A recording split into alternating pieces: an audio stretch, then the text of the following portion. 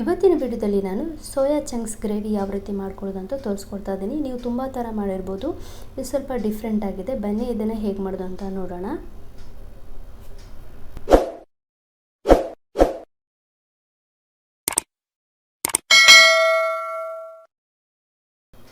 ಫಸ್ಟಿಗೆ ಇಲ್ಲಿ ನಾನು ಸೋಯಾ ಚಂಕ್ಸ್ನ ಕುದಿಯೋ ನೀರಿಗೆ ಹಾಕಿ ಒಂದೆರಡು ಕುದಿ ಬರೆಸ್ತಾ ಇದ್ದೀನಿ. ಇದಕ್ಕೆ ಉಪ್ಪು ಹಾಕಿದ್ದೀನಿ. ನಾನು ಉಪ್ಪು ಹಾಕಿನೇ ಒಂದೆರಡು ಕುದಿ ಕುದಿಸಿದ್ದೀನಿ ಅಷ್ಟೇ. ರಾತ್ರಿಯೆಲ್ಲ ನೆನೆಸಿದ್ರೆ ಅದೊಂಥರ ವಾಸನೆ ಬಂದುಬಿಡುತ್ತೆ. ಹಾಗಾಗಿ ನೀವು ಬಿಸಿ ನೀರು ಕುದಿಯುವಾಗ ಹಾಕಿದರೆ ಒಳ್ಳೆಯದು. ಈಗ ನಾನು ಅದನ್ನು ಬಸ್ಕೊಳ್ತೀನಿ. ನಂತರ ಇಲ್ಲೊಂದು ಪಾತ್ರೆಗೆ ಎಣ್ಣೆ ಹಾಕ್ಕೊಂಡಿದ್ದೀನಿ.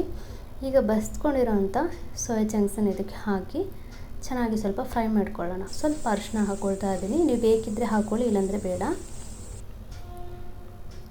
ಈಗ ಈ ನೀರಿನ ಅಂಶ ಎಲ್ಲ ಹೋಗಬೇಕು.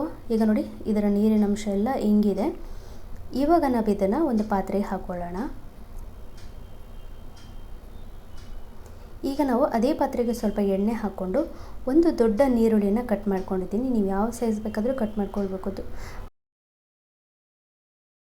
ಇದು ಸ್ವಲ್ಪ ಬ್ರೌನ್ ಕಲರ್ ಆಗಲಿ, ಅಲ್ಲಿವರೆಗೆ ಅದನ್ನು ಬಿಡೋಣ. ಇವಾಗ ಸೋಯಾ ಚಂಕ್ಸಿಗೆ ನಾನು 1 ಸ್ಪೂನಷ್ಟು ಚಿಕನ್ ಮಸಾಲ, ಗರಂ ಮಸಾಲ 1 ಸ್ಪೂನಷ್ಟು, ಸ್ವಲ್ಪ ಕೊತ್ತಂಬರಿ ಪುಡಿ 1 ಸ್ಪೂನಷ್ಟು ಹಾಕ್ಕೊಂಡಿದ್ದೀನಿ.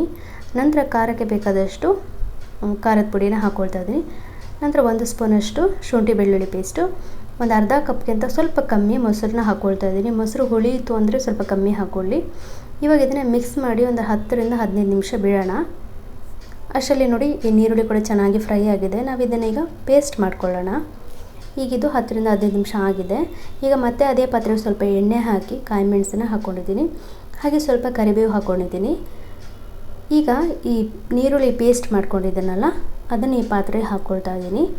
ಈಗ ಇದಕ್ಕೆ ಚಕ್ಕೆ ಲವಂಗನ ಹಾಕ್ಕೊಳ್ತಾ ಇದ್ದೀನಿ. ಬೇಕಿದ್ರೆ ಹಾಕಿ, ಇಲ್ಲಾಂದರೆ ಬೇಡ, ಯಾಕೆಂದರೆ ಗರಂ ಮಸಾಲ ನಾವು ಆಲ್ರೆಡಿ ಹಾಕಿರ್ತೀವಿ. ಈಗ ಇದು ಸ್ವಲ್ಪ ಫ್ರೈ ಮಾಡ್ಕೊಂಡಿದ ನಂತರ ಈ ಸೋಯಾಗೆ ಏನೆಲ್ಲ ಮಸಾಲ ಹಾಕಿ ಮಿಕ್ಸ್ ಮಾಡಿ 10 ರಿಂದ 15 ನಿಮಿಷ ಇಟ್ಟಿದ್ವಲ್ಲ, ಅದನ್ನು ಇದಕ್ಕೆ ಹಾಕ್ಕೊಳ್ಳೋಣ. ಈಗ ಇದಕ್ಕೆ ನೀರೇನು ಹಾಕೋದು ಬೇಡ, ಹಾಗೆ ಮುಚ್ಚಿ ಮಿಕ್ಸ್ ಮಾಡಿ ಮುಚ್ಚಿಡ್ತೀನಿ. ಅದರಲ್ಲಿ ನೀರು ಬಿಡುತ್ತೆ. ನೋಡಿ ನೀರು ಎಷ್ಟು ಬಿಟ್ಟಿದೆ ಅಂತ. ಈಗ ನಾನು ಮಿಕ್ಸಿ ತೊಳೆದ ನೀರನ್ನ ಇದಕ್ಕೆ ಹಾಕ್ಕೊಳ್ತಾ ಇದ್ದೀನಿ. ನಿಮಗೆ ಗ್ರೇವಿ ಎಷ್ಟು ಬೇಕಂತ ನೋಡ್ಕೊಂಬಿಟ್ಟು ನೀವು ನೀರನ್ನ ಹಾಕ್ಕೊಳ್ಬೇಕಾಗತ್ತೆ. ಇಲ್ಲ ನೀರನ್ನ ಹಾಕ್ಕೊಳ್ಳದೇ ಇದ್ದರೂ ತುಂಬ ಡ್ರೈ ಆಗಿ ಕೂಡ ನೀವು ಇದನ್ನು ಮಾಡ್ಕೊಳ್ಬೋದು. ಸೊ ಇವಾಗ ನಾನು ಕುದಿಸಿದ್ದೀನಿ, ನೀರು ಹಾಕಿ ಕುದಿಸಿದಾಗಿದೆ. ಇದನ್ನು ಸ್ವಲ್ಪ ಕೈ ಆಡಿಸೋಣ. ಅದ ನಂತರ ಮೇಲ್ಗಡೆಯಿಂದ ಸ್ವಲ್ಪ ಕೊತ್ತಂಬರಿ ಸೊಪ್ಪು ಹಾಕ್ಕೊಂಡ್ರೆ ಈ ಸೋಯಾ ಚಂಕ್ಸ್ ಗ್ರೇವಿ ರೆಡಿ ಆಯಿತು. ಸೊ ನೋಡಿ, ಇದನ್ನು ಚಪಾತಿ, ವೈಟ್ ರೈಸ್ ಜೊತೆಗೆ ಎಲ್ಲದಕ್ಕೂ ತಿನ್ಬೋದು. ತುಂಬಾ ಟೇಸ್ಟಿಯಾಗಿರುತ್ತೆ. ತುಂಬ ಸಿಂಪಲ್ ರೆಸಿಪಿ. ಇವತ್ತಿನ ಈ ವಿಡಿಯೋ ಇಷ್ಟ ಆಯಿತು ಅಂತ ಭಾವಿಸ್ತೀನಿ. ಇಷ್ಟ ಆದರೆ ಒಂದು ಲೈಕ್, ಶೇರ್, ಸಬ್ಸ್ಕ್ರೈಬ್ ಮಾಡೋದನ್ನು ಮರಿಬೇಡಿ.